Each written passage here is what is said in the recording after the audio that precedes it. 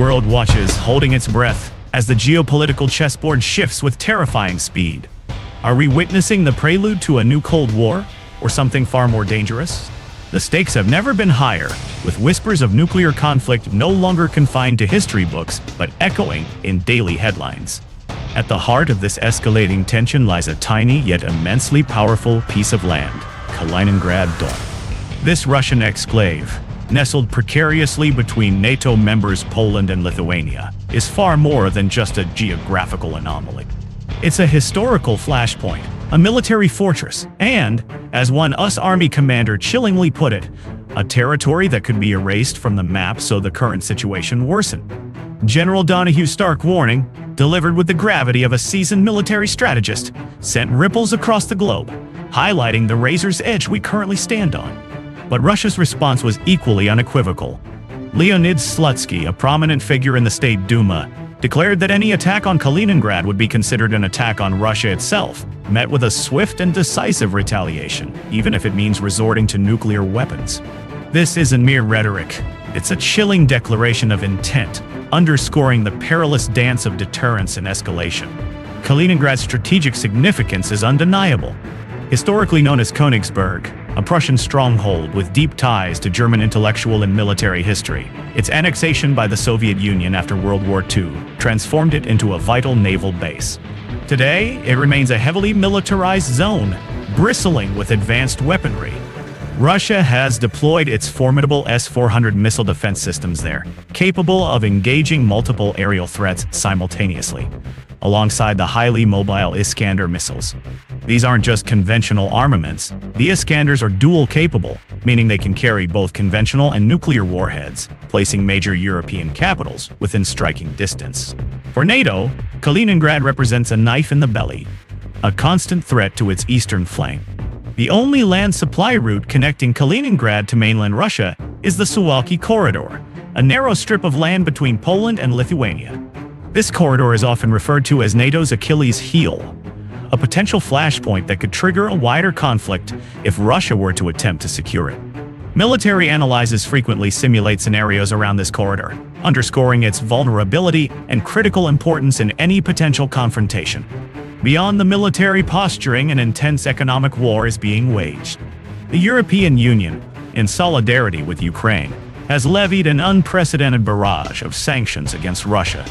These aren't just symbolic gestures, they target the very lifeblood of the Russian economy, from its lucrative oil and gas exports to its financial institutions and key individuals.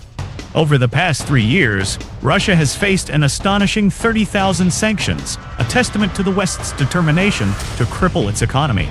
EU officials have openly declared their intention to kill Russia economically until it ceases its military campaign in Ukraine. Yet, President Putin maintains that these sanctions are a double-edged sword, inflicting more harm on the West than on Russia.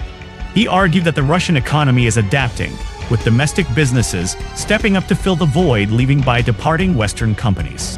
Indeed, Russia has strategically pivoted its trade towards the East, forging stronger economic ties with nations like China and India, effectively mitigating some of the intended impacts of Western sanctions. This economic resilience, whether genuine or exaggerated, adds another layer of complexity to the conflict, demonstrates Russia's capacity to absorb pressure and seek alternative pathways. The long-term effects of these sanctions, however, remain a subject of intense among economists, with some pointing to a gradual but persistent erosion of Russia's economic potential, while others highlight its surprising ability to withstand the pressure. The conflict in Ukraine itself continues to rage, with Russia relentlessly launching drones and missiles, while Ukraine, bolstered by Western aid, fights for its sovereignty. NATO's involvement, however, has been a delicate balancing act.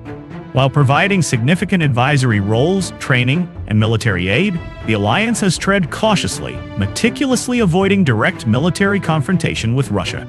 The specter of nuclear escalation looms large, dictating a strategy of measured support rather than full-scale intervention. This approach has led some to characterize NATO's involvement as fighting a war with money and words, a strategy that, while preventing a direct superpower conflict, has also prolonged the conflict and raised questions about its ultimate effectiveness. The psychological toll of this prolonged conflict on both sides, and indeed on the global psyche, is immense, fostering an environment of uncertainty and fear. The discourse around nuclear war, once a taboo subject, has become disturbingly popular. Both sides frequently invoke the nuclear option, raising the global anxiety levels to unprecedented heights. Russia's updated nuclear doctrine, revised in November 2024, clearly outlines scenarios under which it would consider using nuclear weapons, mainly if its territory is directly threatened or faces a large-scale conventional attack that jeopardizes its existence. This formalization of nuclear use criteria, while intended as a deterrent, also lowers the threshold for such a catastrophic decision. The chilling reality is that nuclear weapons are not a game. Their use would unleash unimaginable devastation, plunging the world into a nuclear winter and rendering large swaths of the uninhabitable planet.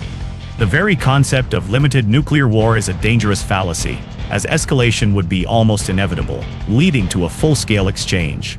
This constant threat of nuclear annihilation serves as a grim reminder of the fragility of peace and the immense responsibility resting on the shoulders of world leaders. Internal divisions within NATO further complicate the picture. Despite a unified front in rhetoric, a lack of complete consensus regarding aid to Ukraine persists. Some member states, facing their own economic and security challenges, prioritizing national interests over collective action, leading to a fragmented response. The alliance, often described as a hot pot without seasoning, struggles to find a cohesive strategy that satisfies all its members. This internal friction, while understanding given the diverse interests of 32 nations, undermines NATO's collective strength and its ability to act decisively. Historically, NATO has faced similar challenges, but the current geopolitical climate, with a resurgent Russia and a more assertive China, demands a level of unity and resolution rarely seen. The alliance's credibility is on the line, and its ability to overcome these internal divisions will determine its future effectiveness as a bulwark against aggression. Another layer of unpredictability to this already volatile situation is the adding proposed ultimatum from President Donald Trump. He has suggested a radical new condition. If Russia fails to negotiate a peace settlement within 50 days, the US will impose 100% tariffs on countries that continue to purchase Russian goods, particularly oil and gas. This audacious move is primarily aimed at major Russian energy buyers like China and India, forcing them to choose between their economic ties with Russia and their trade relationships with the United States.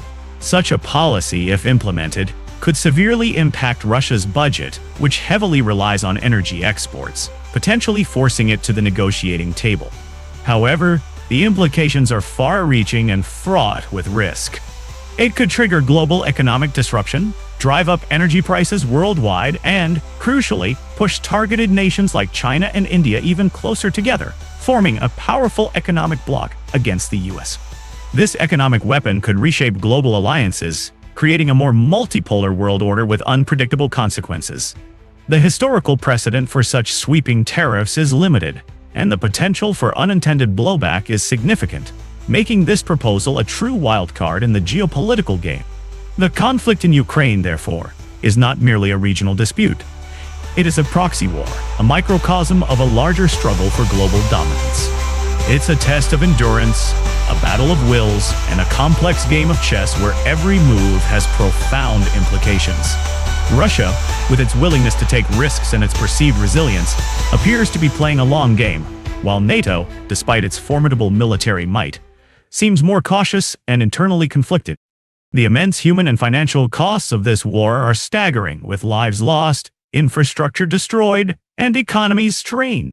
The decisions made today, from the price of oil to the deployment of missile systems, will shape the course of history. The question remains: who has the greater endurance, and who will ultimately reset this global chessboard? Will diplomacy prevail, or are we destined to witness a further escalation of this dangerous and unpredictable conflict? The answer lies in the choices made by leaders and the collective will of nations, as the world teeters on the brink of an uncertain future.